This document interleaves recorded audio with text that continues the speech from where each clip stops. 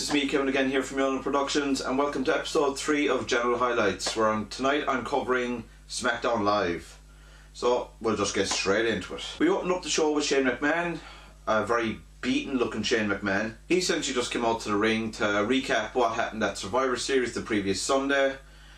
Soon after then, Dean Ambrose came out and he looked as if he was after doing a bit of... no, that's just his character, but you know, he looked generally kind of wired and hyperactive. So Dean Ambrose then calls out James Ellsworth, congratulate him for helping eliminate Braun Strowman and stepping up for the team, and taking one for the team as well when Braun threw him through the tables. So Dean then starts getting very excited and goes to Shane, come on, let's tell him. And Shane is there, oh, we should really do this backstage or whatever in privacy. And Dean's like, no, privacy. Tell him that you're giving him a contract. Dean was very hyperactive throughout the entire night, not just this segment. Then Shane goes, yes, to thank you for helping Team Smackdown and Bleeding Blue, we're offering you a contract with Smackdown Live. Then Shane and Dean, I'm not really get into it, but Shane basically tells Dean that look, he's too hyperactive tonight, he's too wound up, that it would be better for everyone if Dean just went home. So he asked Dean to, you know, take the night off. And Dean is still hyperactive, but then Shane goes, look, I didn't mean just take the night off, as in leave the building now. So Dean goes, yeah, fair enough. So as Dean's leaving, AJ Styles comes out to the ring. AJ Styles then goes on to complain about Ellsworth getting a full contract from SmackDown Live, saying that he never earned it, that it was given to him. So after getting in Ellsworth's face about the whole contract thing, AJ challenges him to a match to prove that he's earned his contract. He even adds a stipulation of, since TLC is coming up soon, why don't we make it a ladder match? Shane then goes to Ellsworth, look, you don't have to do it, you're obviously injured. But Ellsworth just goes, any man with two hands has a fighting chance. He accepts AJ as a challenge, which sets up the main event for SmackDown. So that'll be AJ Styles versus James Ellsworth in a ladder match for James Ellsworth's contract. But Ellsworth put a cherry on top. He said, if he wins, not only does he get his contract, but he gets a future shot at the WWE World title, which this kind of threw AJ for a loop, but Jane just kind of stood there and nodded, go, yeah, fair enough, match is on. So the first of many backstage segments tonight, we see The Miz and Maurice posing backstage for what looks like a photo shoot. Just then Daniel Bryan comes in, basically castrates The Miz, saying, you embarrassed SmackDown the way you acted Sunday night, how you retained your championship. The Miz gets into it, so look, I won the championship, what do you want from me? I did something, I did what you could never do. Daniel pretty much goes, well, if that's the way you feel, you've got a championship match tonight against Kalisto, which The Miz is obviously not happy about. Funny little bit, Daniel goes to the photographer, oh, step in for a picture, he leans in, pulls the vet. Miz and Maurice are obviously not happy, they walk away. Then Daniel just turns to the photographer and goes, oh yeah, can I have a copy of that? So then when we come back from that break, we had another quick little segment, backstage segment between Dean and Shane. Shane was escorting Dean out of the building. Dean, this was kind of the start of Dean's kind of goofy, silly shtick that continued out throughout the night. Dean kind of gave the impression that that Shane wanted him to go get food and come back, whereas Shane was clearly, can you just leave? So that was a quick little segment, so we'll move on to the first match of the night. So the first match of the night was the IC Championship match, Miz versus Kalisto. Kalisto got off to a very quick start in this with a number of early pin attempts and high flying spots. He pretty much had the run of the match till Baron Corbin showed up. Now there was, I don't know, was it Kevin Dunn messed up? I'm going to say yes. Kalisto was climbing the turnbuckle and he kept looking around expecting Corbin. The camera pans over to the crowd where Corbin obviously was meant to come out. Corbin isn't there. So did someone hit the wrong button on the old mixing desk backstage? Possibly, even possibly. So Corbin eventually appears and tries to take out Kalisto, but Kalisto catches him with a kick to the head. But The Miz takes advantage of the distraction and picks up the pin on Kalisto, retaining his championship. But it didn't end there, folks. As Miz was standing at the top of the ramp celebrating his win, he gets super kicked by Dolph Ziggler, who comes up from the back. Ziggler drops him, and that's pretty much it. I think they cut to an ad break again after that. So this is obviously setting up for Dolph's rematch, which I'm not opposed to, because in fairness the two of them have been putting on great matches with the last couple of months, so yeah, look forward to that. So then we had another backstage segment. Like I said folks, there's a lot of backstage segments in this show tonight. It started out with Shane and Daniel just watching the end of the Miz Kalisto match, and Daniel just going to Shane saying, oh yeah, look, I'm going to go deal with this. But as he's doing so, Alexa Bliss shows up and Shane is trying to slink away, but Daniel goes, oh well, I have to go away and deal with something. Shane will deal with this. And so Alexa then goes on saying, yo, when am I going to get my championship match? As she says so, Becky Lynch arrives in saying that, look, you get your championship match at TLC. And Alexa Bliss essentially just goes, oh yeah, so you've got 2 weeks to shine my women's championship belt for me. Then Natty walks in and blames Becky for Smackdown losing the women's match at Survivor Series, and Becky's alright, you can't put this on me. I was the last one standing. So to quell the situation, Shane comes up with the idea, look, Natty, Becky, you can settle this tonight, you have a match against each other. And the segment pretty much finished with Becky telling an absolute terrible joke. Just don't, Becky, just don't. You're better than that. Oh, but I almost forgot. Throughout that segment, Dean Ambrose arrives back with a pizza. Offers Shane a pizza. Shane is just looking at him and go, what are you doing back here?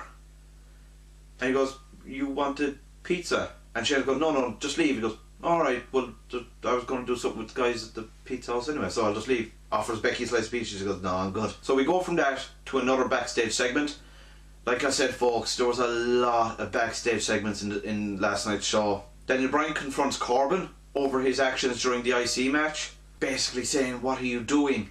First you called us as cruiserweights, now you're interfering in IC matches. Corbin gives his usual I don't give a shit look to Daniel Bryan. So Daniel Bryan goes to him, look, if you want to fight that bad, you got a match tonight against a good buddy of mine, Kane. So after all those backstage segments, so this time we had the Tag Team Turmoil, which was essentially a gauntlet-like tournament.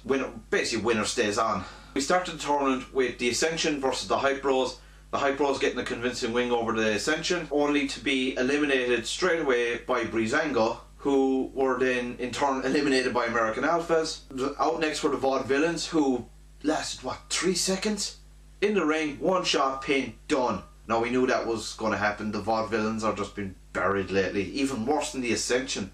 At least the Ascension got a bit of a match. The Vaudevillains got a slap and a pin. So the last team to come out were the Usos. So you knew as soon as it was announced that it was going to be American Alpha versus the Usos at the end. I honestly folks had my money on the Usos. Since their heel turn, they've become really over with the crowd, and their work has actually improved since then. Maybe the work ethic is the same as before, but it's just more noticeable now since they turned heel. I don't know. Could be a little from column A, a little from column B. So the Usos tried their usual of trying to decimate Gable, but this time, before they have the chance to take out his leg again, he's saved by Jason Jordan, and American Alpha pick up the win. So yay, they get to take on Slater and Rhino for the Tag Team Championships.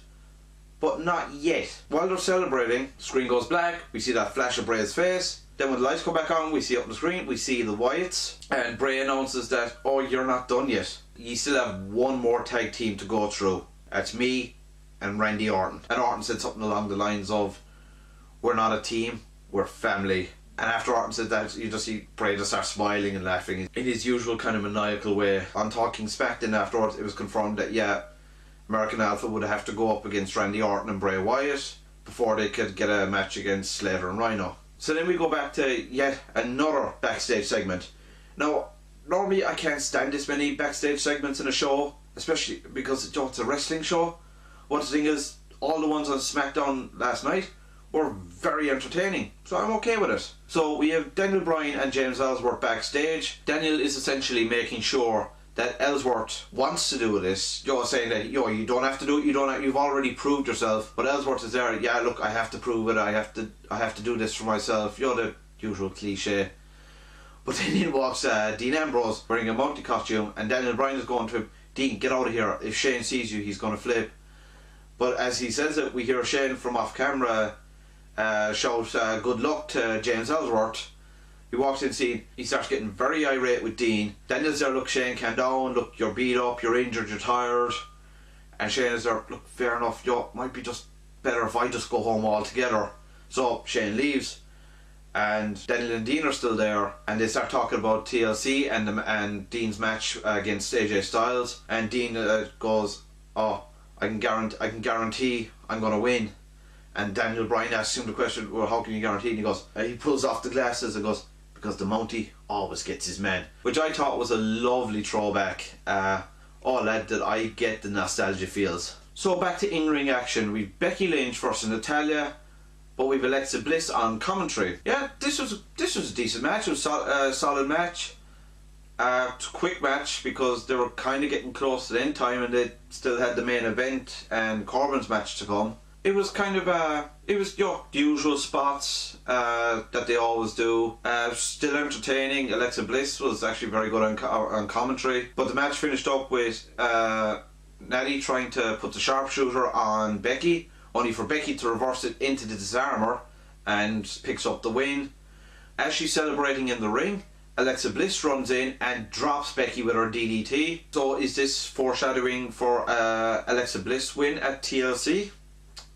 We'll just have to wait and see. So then we had 2 quick backstage segments. We had Daniel Bryan and The Miz. Miz giving out about Dolph Ziggler super kicking him at the end of the match. And Daniel Bryan just pretty much goes, well look, Dolph is getting his rematch at TLC in a ladder match. So then the next segment was Nikki accusing Carmella of being the one that attacked her at Survivor Series. Carmella denies it. And she says that, look, I've talked to my brother-in-law. You and me, we're going to finally settle this at TLC in an ODQ match. So 2 very good matches set up there within the space of a couple of minutes. So back to the ring. We had Kane versus Corbin, which was set up from earlier on. We all knew this was going to be a quick one because there was only about 20 minutes left in the show, and we still had the main event to go. But yeah, so it was a couple of shots. I think it lasted, or it was there for about a minute or 2 before Kalisto runs in, takes out Corbin, which got Kane disqualified. So, okay. But anyway, yeah, match is over. Kane does his usual, flames go up. So obviously irate from earlier on, Kalisto goes back outside the ring, grabs a chair. As he's coming in, Corbin exits the ring very quickly. Kalisto coaxes him back into the ring. Corbin gets in the ring. Kalisto throws the chair and kicks it into Corbin's face. Corbin rolls out of the ring after that.